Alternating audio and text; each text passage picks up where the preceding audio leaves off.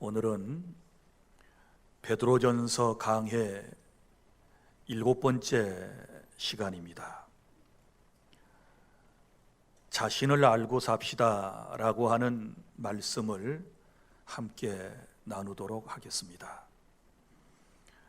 옛날 노르웨이에서 전해오는 이야기가 있습니다.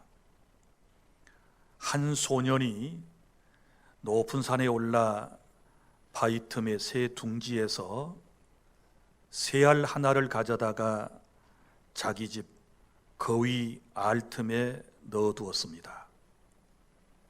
얼마 후에 그 알이 부화가 되어 그 안에서 새끼가 나왔는데 너무나도 이상한 놈이 나왔습니다. 생긴 것도 그렇고 목소리도 거위만큼 우렁차지 못했습니다. 그래서 늘 거위를 따라서 했고 자신의 못난 것에 대하여 늘 불만이 가득 차 있었습니다.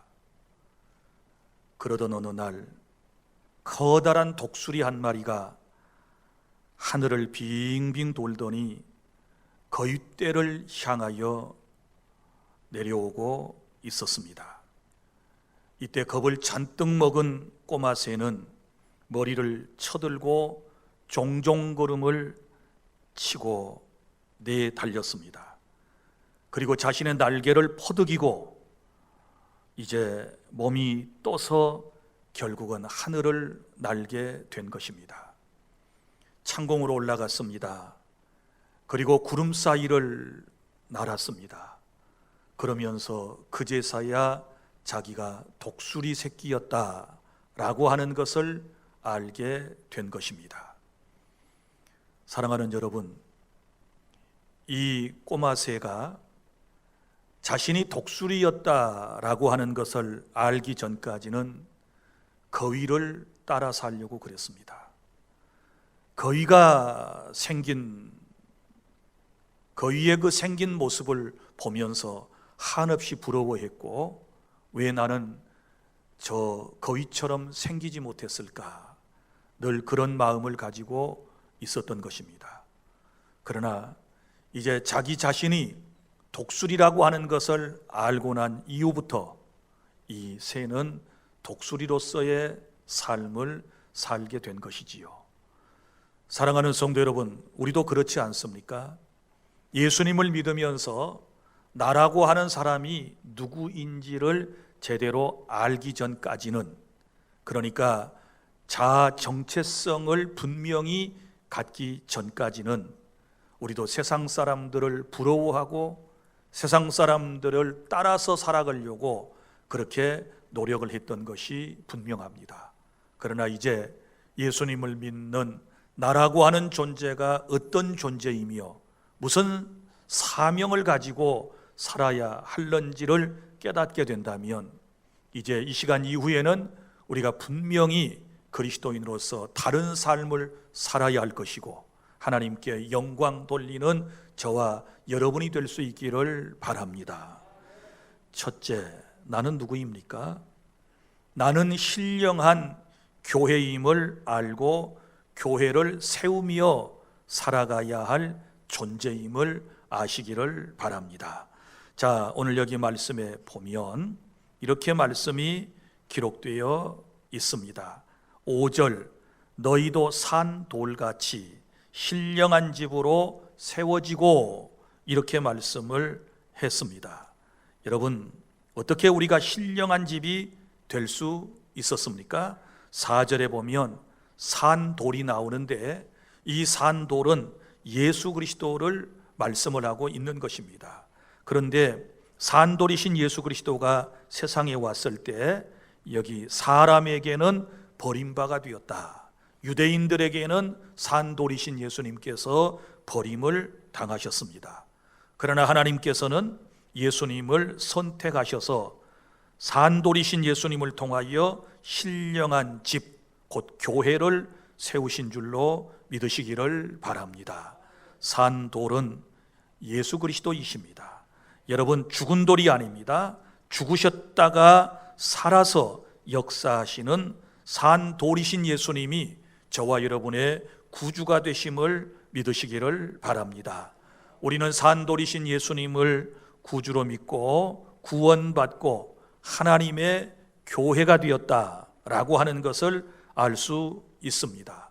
여러분, 마태복음 16장에 보면 예수님과 베드로의 대화가 나오지 않습니까?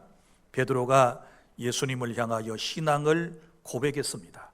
주는 그리스도시요 살아계신 하나님의 아들이십니다 라고 고백을 했을 때 예수님께서 그를 칭찬하시면서 이렇게 말씀을 하셨습니다. 마태복음 16장 18절, 내가 이 반석 위에 내 교회를 세우리니 음부의 권세가 이기지 못하리라, 이렇게 말씀을 하셨습니다. 여러분, 여기 반석 위에 내 교회를 세운다라고 하는 말씀입니다. 여러분, 베드로라고 하는 말은 반석이라고 하는 뜻을 가지고 있습니다. 그런데 여기 마태복음 16장에서 여기에서는 이 반석이라고 하는 단어가 조금 다르게 쓰였는데, 이 페트로스라고 하는 말은 반석의 한 조각이라고 하는 의미를 가지고 있습니다. 그러니까 작은 돌이라고 하는 말이 되는데, 그래서 이 마태복음 16장 18절 말씀을 의역을 하게 되면 이런 뜻이 되는 것입니다. 베드로, 너는 작은 돌인데 나는 큰 돌 위에 내 교회를 세우리라, 이렇게 말씀을 하셨습니다. 여기서 큰 돌은 곧 예수 그리스도를 말씀하는 것이고, 그 다음에 작은 돌은 베드로와 같은 신앙 고백을 했던, 베드로와 같은 믿음을 가진 사람들을 통하여 주님의 교회를 세워나가시겠다라고 하는 말씀인 줄로 믿으시기를 바랍니다. 그러니까 예수님은 오늘 본문에 보면 자신을 반석이라고 말씀을 하셨고, 그를 믿는 사람들에게도 이렇게 말씀하지요. 산돌이신 예수께 나아가 너희도 산돌같이, 이렇게 말씀을 했잖아요. 그러니까 예수님이 산돌, 영어로는 리빙스톤입니다. 그 위인 가운데 리빙스톤이 있지요. 이거 산돌, 살아있는 돌이라는 뜻이에요. 그래서 산돌이신 예수님께서 교회의 기초가 되시는 거예요. 예수님은 큰 돌이시잖아요.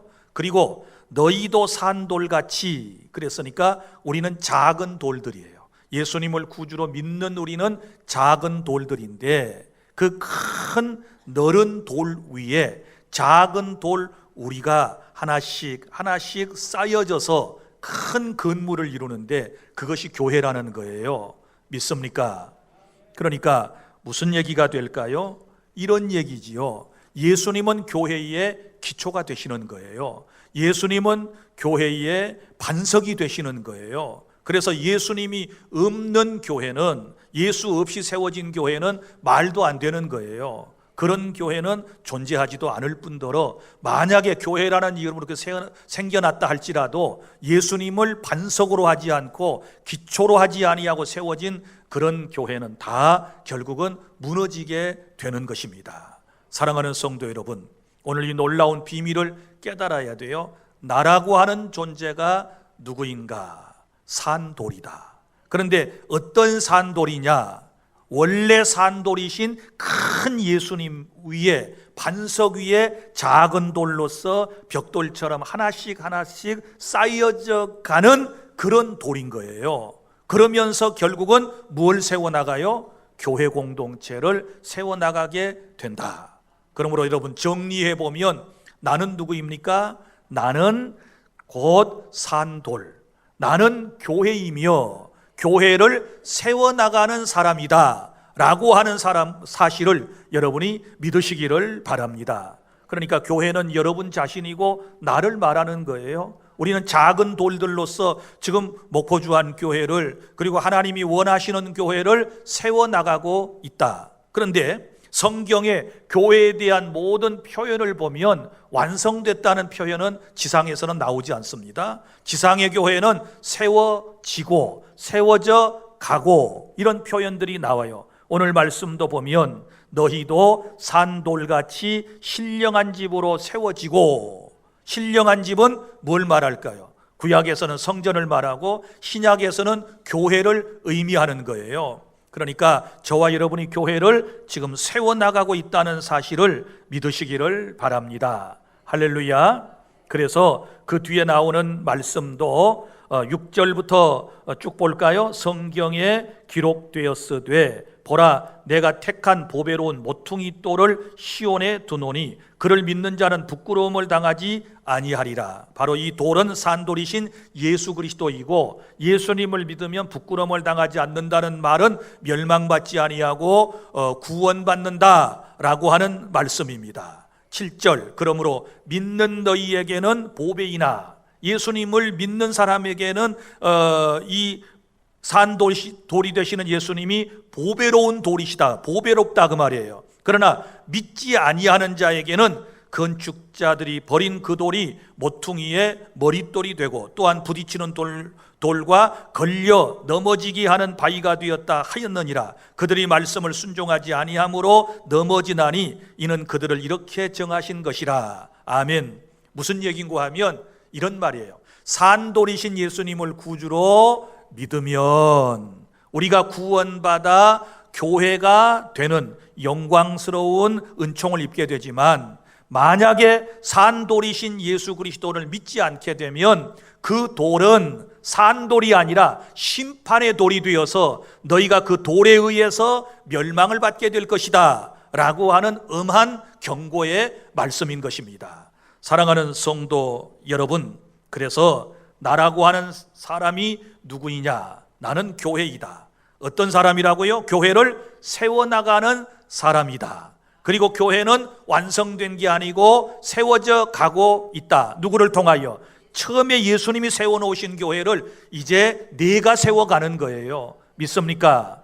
처음에 교회는 기초반석을 예수님이 놓으셨고 그 위에 내가 이제 지금 세워져 가고 있다라고 하는 거예요. 그래서 여러분, 교회를 아직도 공사 중이다 이렇게 표현하는 것이 옳은 것입니다.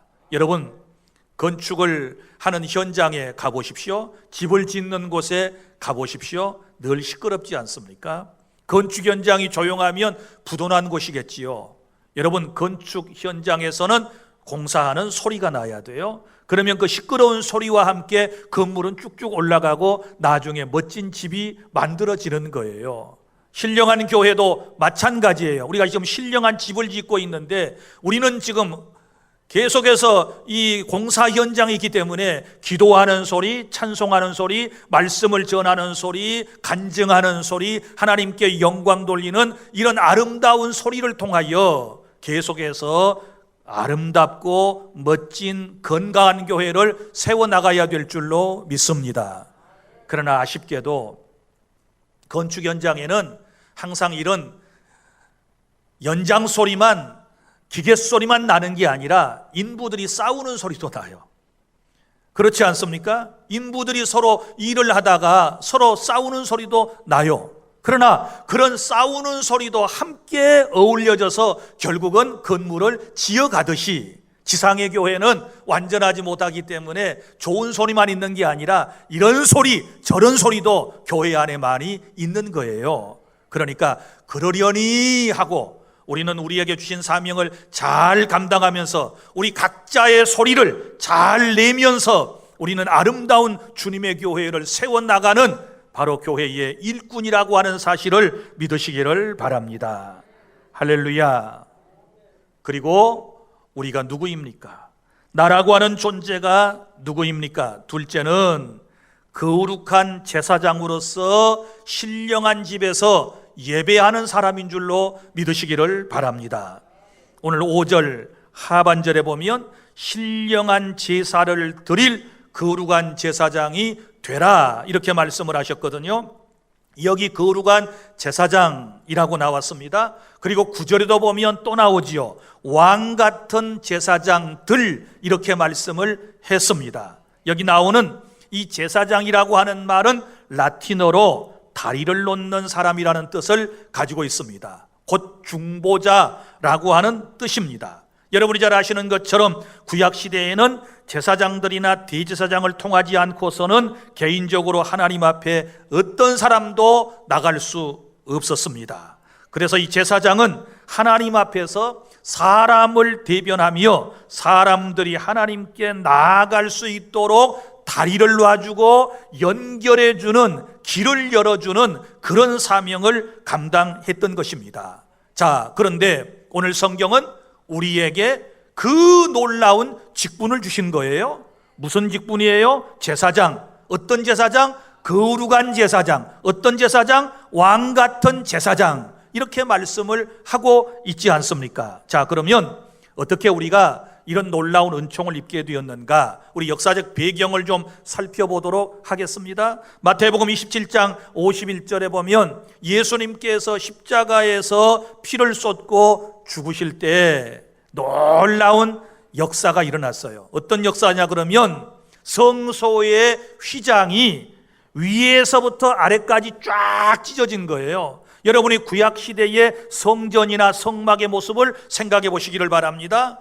여러분, 성전의 구조는 사람이 처음에 들어가면 성소가 있어요. 거기에서 일반 제사장들이 제사를 집행하는 것입니다. 그리고 그 앞에 뭐가 있느냐? 바로 커튼이 있어요. 휘장이 있어요. 그리고 그 휘장 안이 지성소라고 그러는 거예요. 지성소는 하나님의 임재의 상징이에요. 그곳은 아무나 들어갈 수 없어요. 제사장도 못 들어가요. 대제사장이 1년에 한 번씩 7월 10일 대속죄일에 속죄 제물을 가지고 그 안에 들어갈 수 있는 거예요. 이것은 아주 중요한 상징적인 의미가 있는데, 죄인된 인간이 하나님 앞에 나갈 수 없다, 이걸 휘장으로서 표현을 하신 거예요. 그런데 예수님께서 십자가에서 피를 쏟고 숨을 거두시는 그 순간에 그 가리워져 있던 휘장이 위에서부터 아래까지 쫙 찢어지면서 이제 안이 보여요.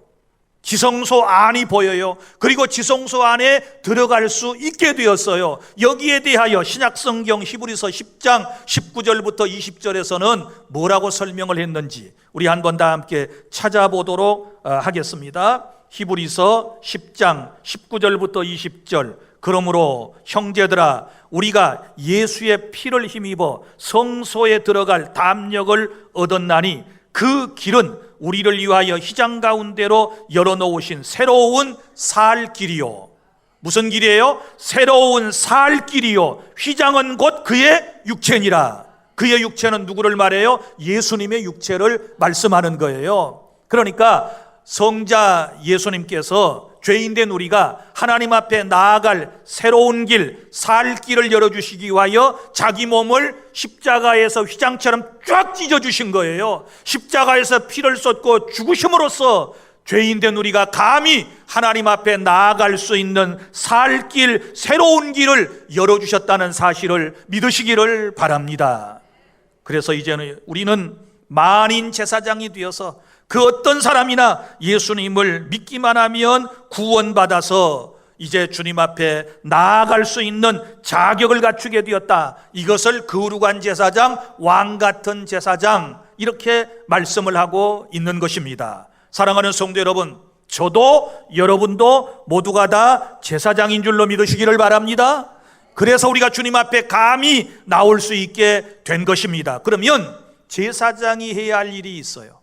제사장이 해야 할 일은 무엇일까요? 제사를 드리는 것이 제사장이 마땅히 해야 할 일이 아니겠습니까? 자, 그러면 우리가 제사장이 되었다고 해서 구약처럼 짐승을 잡아서 제사를 드리나요? 그렇지 않습니다. 이런 제도는 폐지되었습니다. 누구를 통하여? 예수 그리스도께서 자신을 속죄 제물로 우리에게 주심으로써 단번의 제사를 통하여 이제 완성이 되었고, 이 제사 제도는 폐지되었기 때문에 우리가 하나님 앞에 나올 때 짐승을 가지고 오지 않습니다. 짐승의 피를 가지고 오지 않습니다. 우리는 예수님의 피를 의지하고 주님이 열어놓으신 그 길로 들어가면 되어지게 될 줄로 믿으시기를 바랍니다. 그러면 오늘 말씀에 또 다시 봐요. 여기 5절입니다. 너희도 산돌같이 신령한 집으로 세워지고, 자, 신령한 집은 교회라고 그랬어요. 이제 신령한 집에서 우리가 해야 할 일이 뭐예요? 예수 그리스도로 말미암아 하나님이 기쁘게 받으실 신령한 제사를 드린다. 신령한 집에서 신령한 제사, 이렇게 말씀을 하고 있거든요. 신령한 제사를 드리는 우리는 제사장이다. 그러면 이 신령한 제사가 뭘까요? 로마서 12장 1절을 찾아보겠습니다. 다 함께 시작. 그러므로 형제들아, 내가 하나님의 모든 자비하심으로 너희를 구원하노니 너희 몸을 하나님이 기뻐하시는 산 제물로 드리라. 이는 너희가 드릴 영적 예배니라. 할렐루야. 이것이 바로 산 제사라고 그러는 거예요. 산 제사가 뭐라고요? 너희 몸을, 우리의 몸을, 구약에서는 짐승의 몸을, 이제 짐승의 피를 드렸지만 이제는 우리의 몸을 하나님이 기뻐하시는 산 제물로 드리라는 것입니다. 사랑하는 성도 여러분, 이것이 영적인 예배인데요, 나 자신과 내 삶을 드리는 것을 말씀하고 있는 줄로 믿으시기를 바랍니다. 항상 찬미의 제사를 드리고 헌신의 삶을 살아가고 무엇보다도 많은 사람을 주님께로 인도하는 삶을 살아가는 것이 제사장의 삶이라고 하는 것을 믿으시기를 바랍니다. 말로만 자기 자신을 제사장이라고 그러면서 예배의 자리에 나오지 않는다면 그 사람은 만인 제사장 아닌 거예요.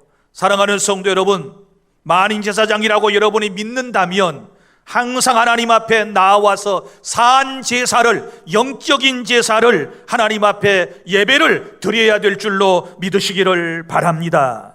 그리고 또 하나 보세요. 제사장은 하나님과 사람을 연결한다고 그랬잖아요.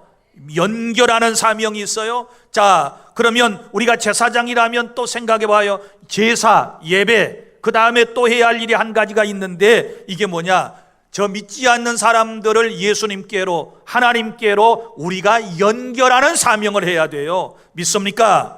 여러분이 전도를 통하여 연결해야 될 줄로 믿으시기를 바랍니다. 복음을 전하여 연결해서 그 사람도 주님 앞에 나와 구원받을 수 있도록 해야 할 사명이 우리에게 있다는 것을 깨달을 수 있기를 바랍니다. 다시 본문을 보세요. 우리를 거룩한 제사장 그랬습니다. 그러면 거룩한 제사장은 구약에서 먹는 것도 아무거나 먹지 않습니다. 하나님이 정해주신 음식만을 먹어야 합니다. 그리고 의복도 아무거나 입지 않습니다. 제사장의 의복이 따로 있습니다. 그러면 여기에 영적인 의미는 무엇일까요? 여러분, 우리가 이제 제사장이 되었으면 우리 먹는 것도 거룩해야 돼요. 할렐루야. 그리고 우리가 입는 옷도 거룩해야 돼요.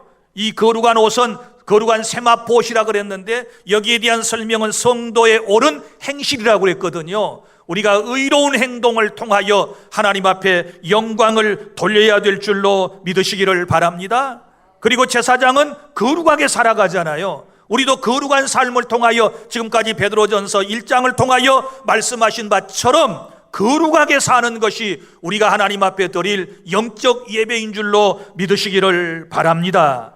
그리고 또한 왕 같은 제사장 그랬으니 왕은, 고대의 왕은 그 누구에게도 구속을 받지 않습니다. 왕 같은 제사장이라고 하는 말은 여러분, 우리는 율법에 더 이상 매이지 않습니다. 누구나 다 당당하게 왕처럼 하나님 앞에 나와서 예배할 수 있는 특권을 부여받았다는 사실을 기억하고, 나는 누구인가? 나는 제사장이다. 제사장 뭐 하는 사람인가? 하나님 앞에 예배하는 사람이다. 이걸 깨닫고 이제부터 예배를 통하여 하나님께 영광 돌리는 그런 삶이 될 수 있기를 바랍니다.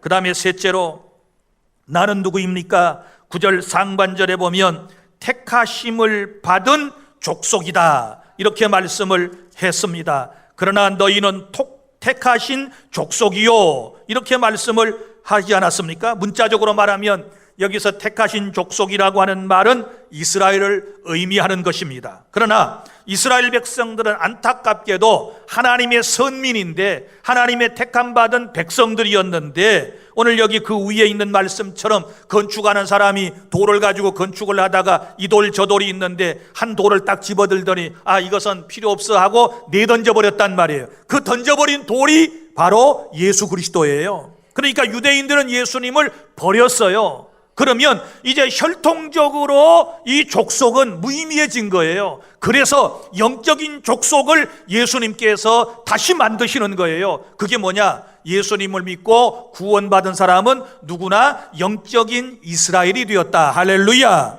우리가 바로 그런 이스라엘인 줄로 믿으시기를 바랍니다. 누구든지 예수님을 믿으면, 누구든지 그리스도를 모시고 살아가면 그 사람이 바로 택함받은 백성이요 하나님의 영적인 이스라엘이 되었다고 하는 사실을 깨달을 수 있기를 바랍니다. 이제 여러분, 예수님을 믿을 때 우리는 거듭나게 되고 새로운 마음을 갖게 되고 새로운 피조물이 되고 새 영이 우리에게 임하여 새 사람이 되고 새로운 민족이 되었다라는 것을 성경은 우리에게 말씀을 하고 있는 줄 믿으시기를 바랍니다. 사랑하는 성도 여러분, 그러면 내가 택함을 받은 족속인데 이걸 어떻게 내가 확인할 수 있느냐? 이게 중요하잖아요. 오늘 말씀을 들으면서도 내가 선택받았나 못 받았나, 택함을 받은 백성인가 아닌가 의심스러운 부분이 있을 거예요. 여러분의 감정에 여러분이 신앙을 쌓아두었다면 틀림없이 감정에 따라서 움직일 거예요. 믿음 생활 잘하고 은혜 충만할 때는 하나님의 택한 백성 같고, 또 믿음 생활 바로 하지 못하고 죄를 지었다든지 이러면 내 마음이 상하게 되면 하나님의 백성이 아닌 것 같은 이런 생각이 들 때가 있다 그 말이지요. 자, 오늘 이제 하나님의 말씀으로 돌아가야 됩니다. 사도행전 13장 48절에 보면 바울과 바나바가 말씀을 전했을 때 이방인들이 듣고 기뻐하여 하나님의 말씀을 찬송하며 영생을 주시기로 작정된 자는 다 믿더라. 할렐루야. 이 사도행전 13장 48절, 자, 이방인들이 듣고 기뻐하여.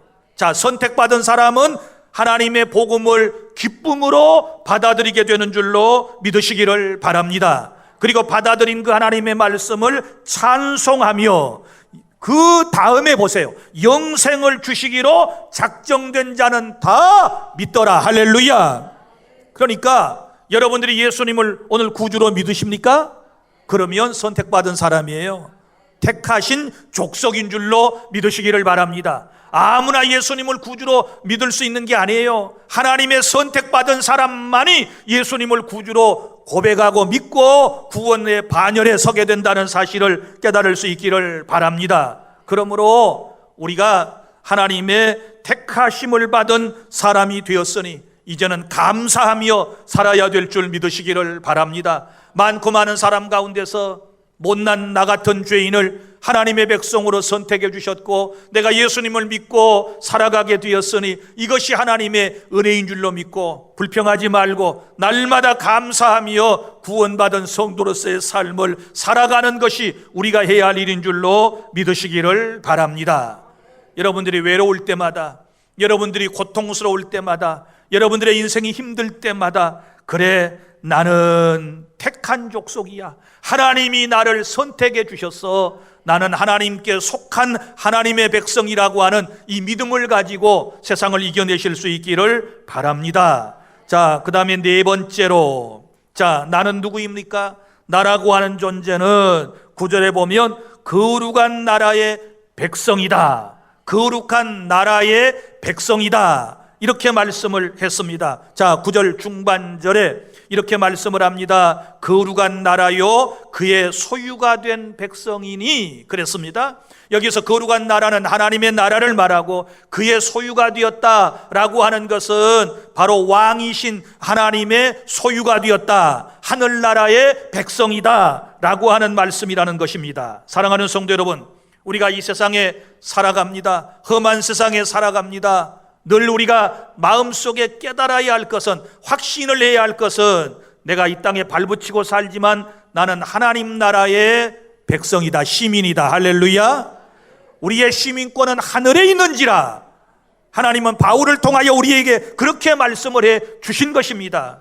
우리 이 세상에서 영원히 사는 거 아니에요. 주님이 부르시면, 주님이 다시 오시면 우리는 우리의 나라로 가야 할 존재들인 줄로 믿으시기를 바랍니다. 이 세상에서 나그네처럼 살고 있는 거예요. 나그네로서의 삶을 살다가 주님이 부르시면 우리의 나라로 가야 하는 것입니다.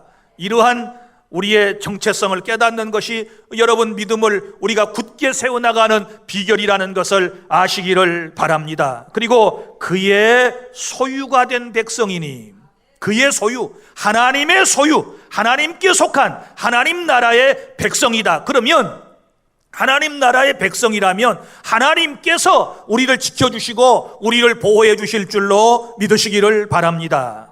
여러분 보세요. 미국 시민권을 가진 사람들은 굉장한 이 자존감이 강해요. 왜냐하면 미국 시민권을 가진 이상 미국 정부는 어떻게 하든지 그 사람을 보호하려고 그래요. 누구 한 사람 어디에 가서 인질로 잡혀 있으면 그 군대를 파송해서라도 그 한 사람을 구출해내는 것이 미국 사람의 정신이잖아요. 우리나라도 그렇잖아요. 우리 백성 어디 한 사람이 다른 나라에 가서 잡혀 있다든지 어려움을 당하면 우리 한국에서도 사람을 보내서 구해가지고 비행기에 태워서 오잖아요. 세상 나라 백성도 그 나라 정부가 그렇게 보호해 주려고 그러는데, 우리가 하나님 나라의 백성이고 우리가 하나님의 사람이라면 우리 하나님께서는 저와 여러분을 특별히 지켜주시고 보호하시고 천국으로 인도해 주실 줄로 믿으시기를 바랍니다. 그러므로 어떤 상황에서도 낙심하지 마시기를 바랍니다. 우리 하나님이 함께해 주시는 것입니다. 우리가 얼마나 소중한 존재였으면 예수님께서 이 땅에 오셔서 저와 여러분을 대신하여 십자가의 피를 쏟고 죽으시고 그 핏값을 하나님의 공의 앞에 들이시고 우리를 사셨지 않았겠습니까? 이 정도로 우리를 사랑하셨어요. 이 정도로 우리가 특별한 존재라는 것을 여러분이 아셔야 돼요. 사랑하는 성도 여러분, 내가 누구입니까? 하나님 거룩한 나라의 백성으로 살아가고 있기 때문에 어떤 상황에도 이제는 낙심하지 마십시오. 하나님이 지켜주실 줄 믿으시기를 바랍니다. 이제 다섯 번째, 마지막으로 사랑하는 성도 여러분, 이제 내가 누군 줄 알았으면 어떻게 살아야 할까요? 내가 누군 줄 알았으면 이제 어떻게, 나의 정체성을 알았으면 이제 어떻게 살아야 되느냐? 바로 전도하며 살아야 될 줄로 믿으시기를 바랍니다. 자, 9절 하반절, 9절 전체를 읽겠습니다. 시작. 그러나 너희는 택하신 족속이요 왕 같은 제사장들이요 거룩한 나라요 그의 소유가 된 백성이니. 여기까지. 자, 보세요. 우리를 택하신 족속, 왕 같은 제사장들, 거룩한 나라, 그의 소유가 된 백성이에요. 자, 그러면 이런 놀라운 은총을 베풀어 주신 이유가 뭐냐? 이는 너희를 어두운 데서 불러내어, 어디에서 우리를 불러주셨습니까? 어두운 저 죄악된 세상에서 불러내어 어디로? 그의 기이한 빛에 들어가게 하신, 기이한 빛, 빛의 나라로, 주님이 계신 나라로, 빛 가운데로 우리를 들어가게 하셨어요. 누가? 하나님께서. 할렐루야. 자, 그러면 여기 빛에 들어가게 하신 이의 아름다운 덕, 빛에 들어가게 하신 이는 하나님이시거든요. 여기 아름다운 덕을 그랬거든요. 아름다운 덕은 이 아름다운 덕스러운 놀라운 은총을 뭐하게 하시려고? 선포하게 하려 하심이라. 할렐루야. 자, 주님이 우리를 구원해 주신 목적, 우리에게 이 놀라운 은총을, 네 가지의 놀라운 신분의 변화의 은총을 주신 것은 바로 우리를 구원해 내신 이 하나님의 아름다운 복음을 다른 사람에게 선포하라고, 옛날 성경에는 선전하게 하려 하심이라 이렇게 말씀이 기록되어 있는데요, 이 복음을 선포하라고 우리에게 이런 은총을 베풀어 주셨음을 믿으시기를 바랍니다. 10절 보세요. 더 놀라운 말씀이 있습니다. 여기에서는 전에는 이라고 하는 말과 이제는 이라고 하는 말을 여러분이 한번 생각하면서 이 본문을 읽겠습니다. 너희가 전에는 백성이 아니더니 이제는 하나님의 백성이요, 전에는 긍휼을 얻지 못하였더니 이제는 긍휼을 얻은 자니라. 할렐루야. 예수님을 믿기 전과 후가 이렇게 달라졌습니다. 신앙생활을 하기 전과 신앙생활을 하고 난 이후에 우리의 신분이 이런 놀라운 변화가 일어났습니다. 이렇게 놀라운 은총을 베풀어 주신 이유는 바로 예수 그리스도의 아름다운 덕을 선포하라고, 선전하라고, 다른 사람에게 전하라고 우리에게 이런 놀라운 은혜를 허락하여 주셨다라고 하는 사실을 믿으시기를 바랍니다. 사랑하는 성도 여러분, 이제 말씀을 맺습니다. 우리가 우리 자신을 알기 전까지는 우리는 세상 사람을 부러워했습니다. 세상 사람처럼 살아보려고 우리 스스로 신앙생활을 한다고 하면서도 아마 노력을 했는지도 모릅니다. 이제 그렇게 살아서는 안 됩니다. 나라고 하는 존재가 어떤 존재입니까? 나라고 하는 존재는 산돌이신 예수 그리스도를 통하여 구원받은 신령한 이제 교회, 신령한 집이 되었어요. 이제는 하나님의 신령한 교회를 세워나가는 놀라운 은혜를 입은 사람들인 줄로 믿으시기를 바랍니다.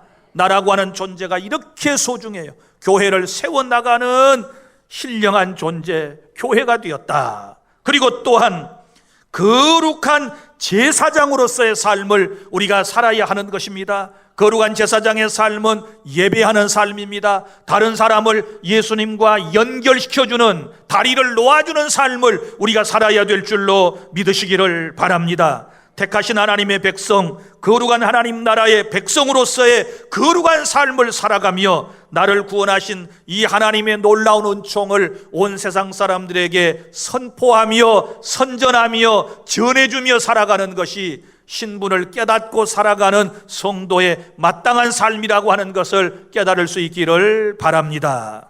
기도하겠습니다.